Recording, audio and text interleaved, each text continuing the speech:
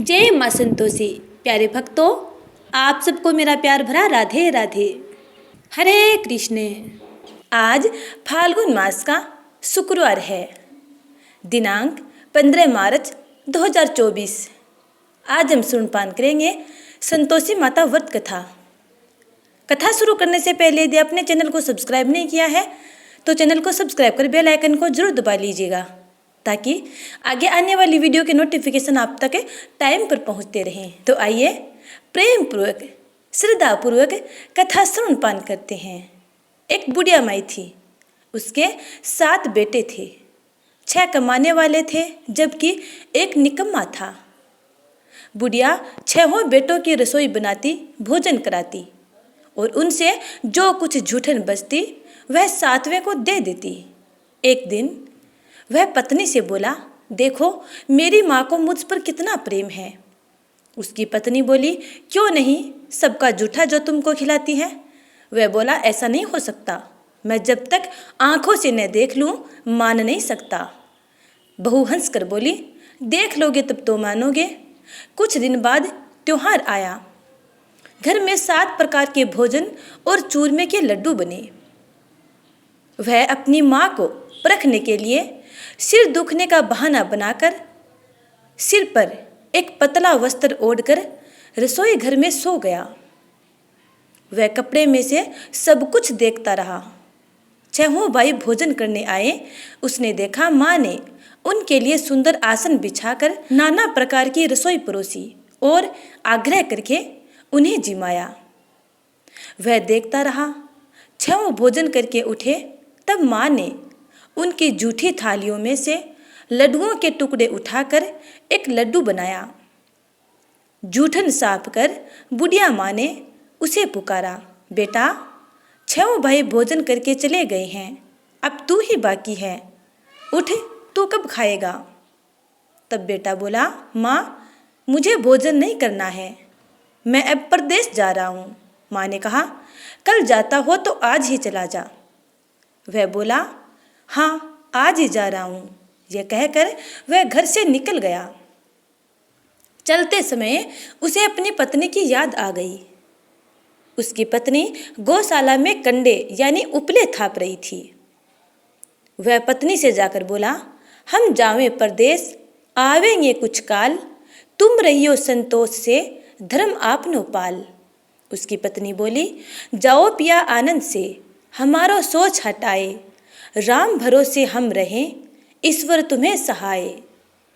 2 निशानी आपन देख धरू मैं धीर, सुधी मती हमारी बिसराइयो, रखियो मन गंभीर।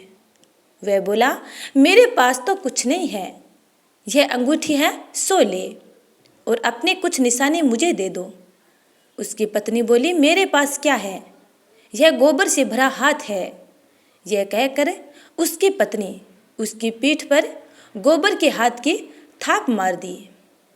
वह चल दिया। चलते चलते दूर देश पहुंचा। वहाँ एक साहूकार की दुकान थी। वहाँ जाकर वह कहने लगा, भाई मुझे नौकरी पर रख लो।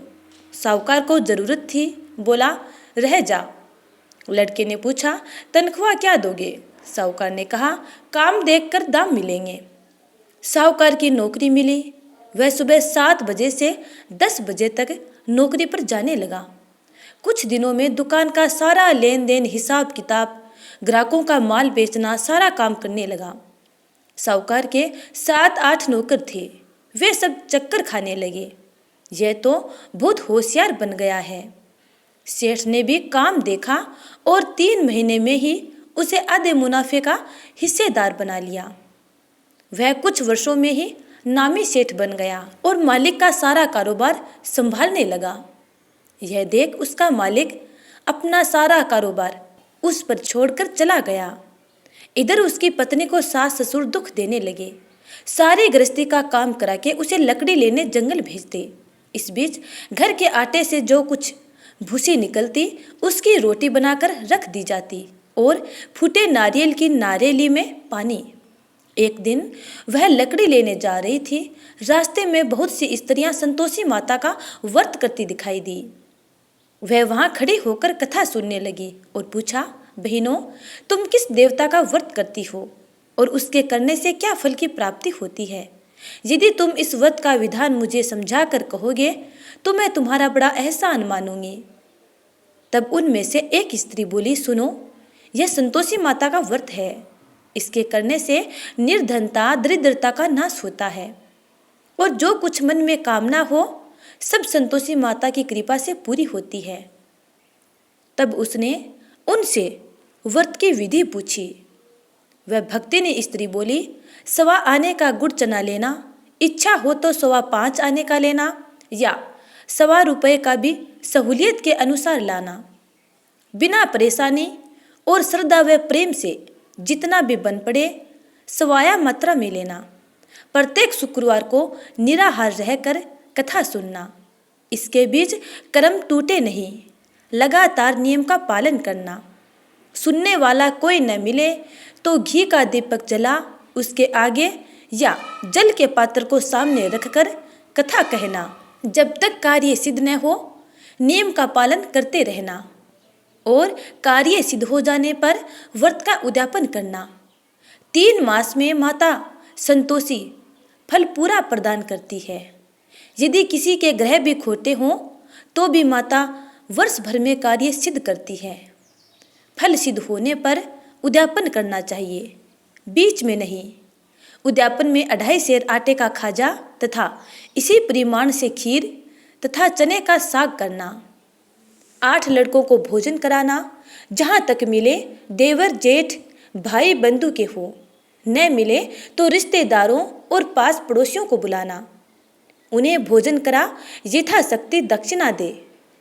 माता का नियम पूरा करना। उस दिन घर में खटाई न खाना। यह सुन बुढ़िया के लड़के की बहू वहाँ से चल दी। रास्ते में लकड़ी के बोझ को बेच दिया और उन पैसों से गुड़ चना ले माता के व्रत की तैयारी कर आगे चली और सामने मंदिर देखकर पूछने लगी, यह मंदिर किसका है?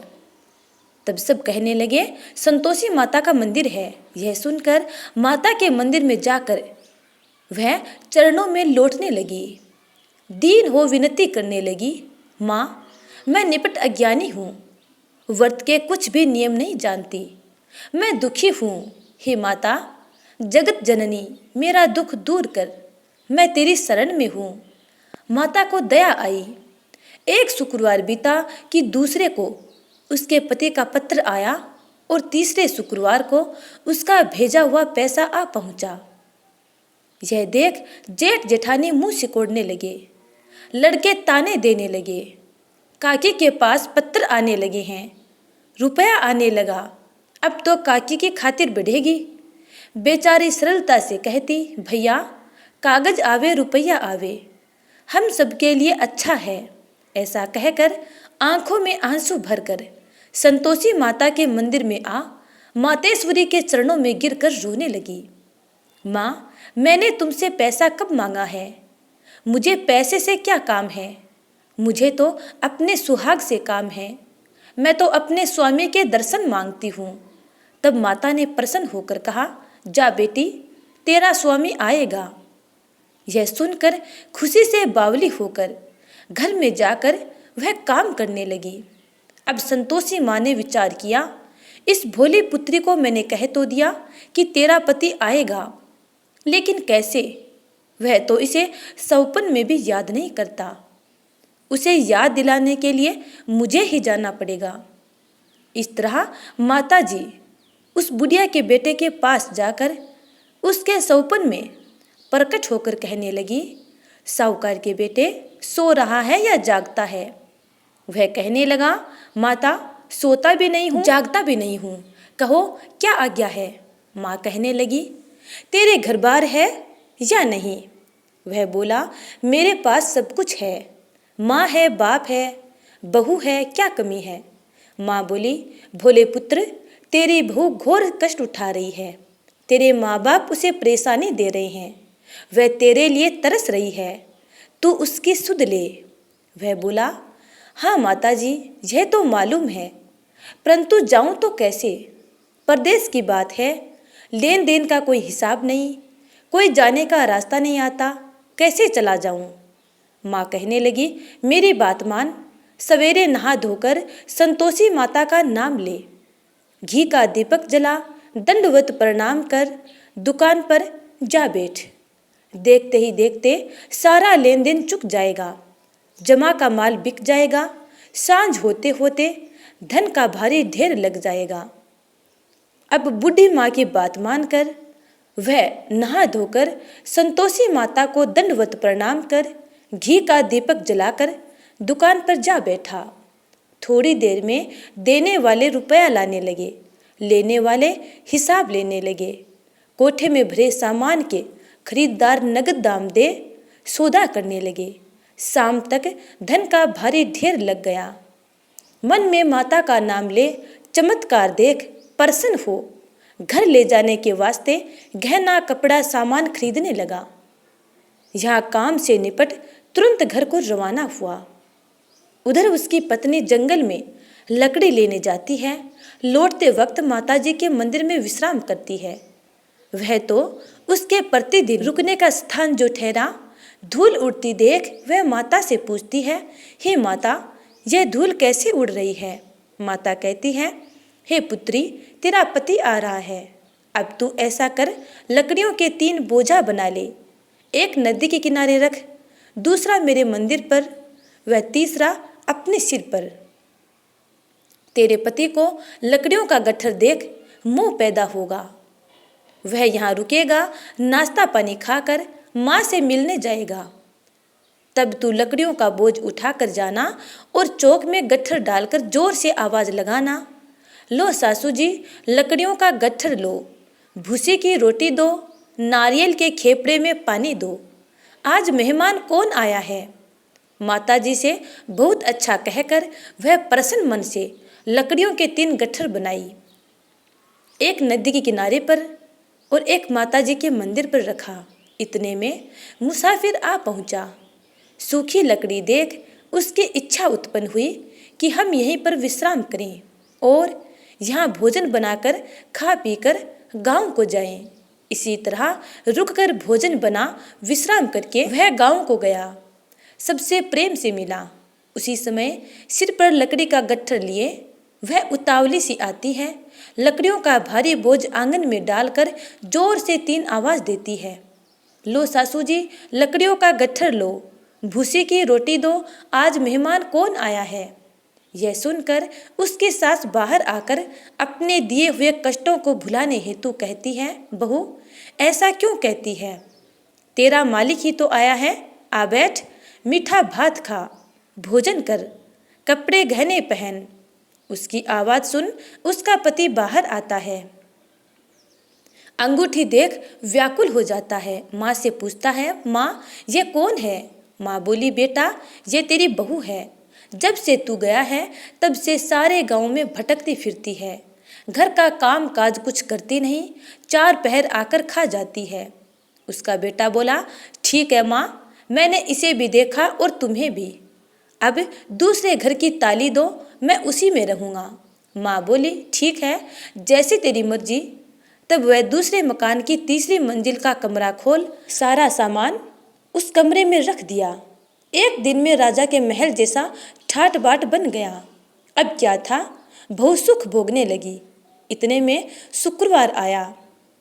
बहू अपने पति से बोली, मुझे संतोषी माता के व्रत का उद्यापन करना है। पति बोला, खुशी से कर लो। वह उद्यापन की तैयारी करने लगी। जिठानी के लड़कों को भोजन के लिए कहने गई। उन्होंने मंजूर किया, परंतु पीछे से जिठानी ने अपने बच्चों को सिखाया, देखो, भोजन के समय खट्टाई मांगना, जिससे उसका उद्यापन पूरा न हो। लड़के जीमने आए, खीर खाना पेट भर खाया, परंतु बाद में खाते ही कहने लगे, हमें खटाई दो, खीर खाना हमको नहीं भाता, देखकर अरुचि होती है। वह कहने लगी, भाई, खटाई किसी को नहीं दी जाएगी, ये तो संतोषी माता का प्रसाद है।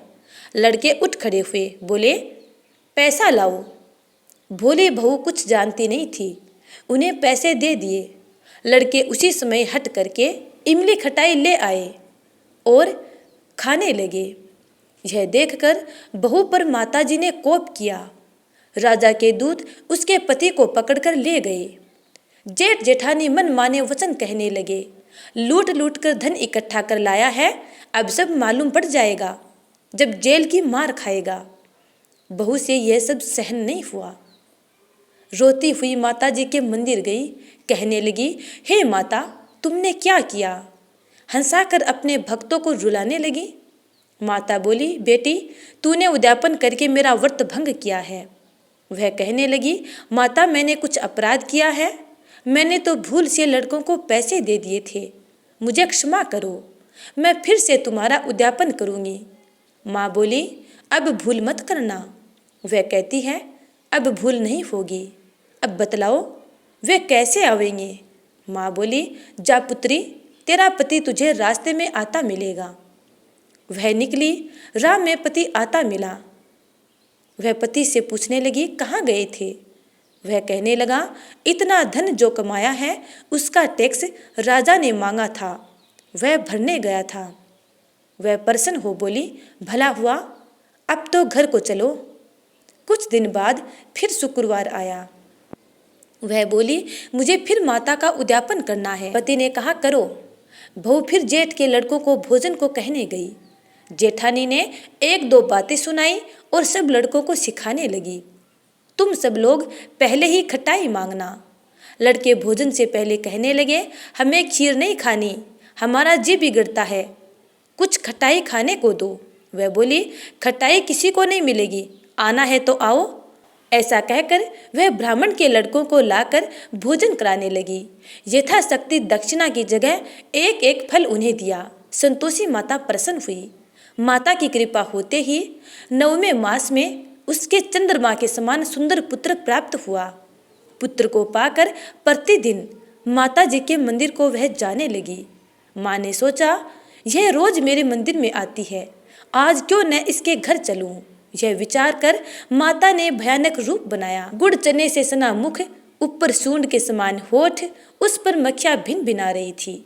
देहली पर पैर रखते ही उसकी सास चिल्लाई, देखो रे, कोई चुड़ैल डाकिन चली आ रही है, लड़को इसे भगाओ, नहीं तो किसी को खा जाएगी। लड़के भगाने लगे, चिल्लाकर खिड़की बंद करने लगे। बहू रोशनदान में से सब कुछ देख रही थी। प्रसन्नता से पगली बन चिल्लाने लगी, आज मेरी माताजी मेरे घर आई है। वह बच्चे को दूध पीने से हटाती है। इतने में सास का क्रोध फट पड़ा। वह बोली, क्या उतावली हुई है, बच्चे को पटक दिया। इतने में माँ के प्रताप से लड़के ही लड़के नजर आने लगे। वह बोली, माँ, मैं जिसका व्रत करती हूँ यह वह संतोषी माता है। सबने माता जी के चरण पकड़ लिए और विनती कर कहने लगे, हे माता, हम मूर्ख हैं, अज्ञानी हैं, तुम्हारे व्रत की विधि हम नहीं जानते, व्रत भंग कर हमने बड़ा अपराध किया है, जगमाता आप हमारा अपराध क्षमा करो। इस प्रकार माता उन पर प्रसन्न हुई और उन सबकी मंगल कामनाएं पूर्ण की। उनके परिवार में खुशहाली छा गई और उनका घर स्वर्ग के समान हो गया। इसके बाद संपूर्ण परिवार के सदस्य माता संतोषी की पूजा अर्चना करने लगे। हे माँ संतोषी, जिस प्रकार आपने उस बहू की मन इच्छा पूर्ण की, वैसे ही अपने सब प्यारे भक्तों की मंगल कामनाएं पूर्ण करना। जय माँ संतोषी। अब सुनते हैं गणपति बप्पा की कथा। एक बुढ़िया माई थी जो हर रोज गणपति बप्पा की आराधना किया करती थी। उसकी भक्ति से प्रसन्न होकर गणपति बप्पा ने कहा, हे माँ, मैं तेरी भक्ति से अत्यंत प्रसन्न हूँ, तू जो चाहे सो मांग सकती है। तब बुढ़िया माई ने कहा, हे गणपति बप्पा, मुझे तो मांगना नहीं आता, मैं क्या मांगूं? तब गणपति बप्पा ने कहा, आप अपने बेटे और बहू से पूछ लो, उसके बाद मांग लेना। तब बुढ़िया माई अपने बेटे के पास गई और बेटे से पूछा। तब बेटे ने कहा, माँ तू धन मांग ले। उसके बाद वह अपनी बहू के पास गई और बहू से पूछा। तब बहू ने कहा, माँ जी नाती और पोते मांग लो। तब बुढ़िया माई ने सोचा, ये दोनों तो अपने मतलब की मांग रहे हैं, मुझे अपनी पड़ोसिनों से जाकर पूछना चाहिए। तब बुढ़िया माई अपने पड़ोसिनों के पास गई और उनसे पूछा। तब पड़ोसिनों ने कहा, बुढ़िया माई तू क्यों धन मांगे, क्यों नाती और पोते मांगे, तू तो थोड़े दिन ही जिएगी, इसलिए अपनी आंखों की रोशनी मांग ले, जिससे तेरी बची हुई जिंदगी आराम से कट जाएगी। तब बुढ़िया माई ने सोचा, मुझे अपने मतलब की भी मांगनी चाहिए और अपने बेटे और बहू के मतलब की भी मांगनी चाहिए। दूसरे दिन बुढ़िया माई गणपति बप्पा के पास गई और बोली, हे गणपति बप्पा, यदि आप मेरी भक्ति से प्रसन्न हैं तो आप मुझे 84 करोड़ का महल दे, सोने के खंभे दे, सोने के कटोरे में दूध पीते हुए नाती और पोते दे, अमर सुहाग दे, कंचन जैसी काया दे, संपूर्ण परिवार में सुख दे। गणपति बप्पा मुस्कुराए और बोले, बुढ़िया माई, तूने तो मुझे ठग लिया, किंतु जा, तूने जो कुछ मांगा है सब कुछ वैसा ही मिलेगा। इतना कहकर गणपति बप्पा अंतर्ध्यान हो गए। इस प्रकार जैसे ही बुढ़िया माई ने अपनी आंखें खोली तो बुढ़िया माई ने जो कुछ मांगा था सब कुछ वैसा ही मिला। हे गणपति बप्पा, जिस प्रकार आपने बुढ़िया माई की मन इच्छा पूर्ण की, वैसे ही अपने सब प्यारे भक्तों की मंगल कामनाएं पूर्ण करना। जय श्री गणेश।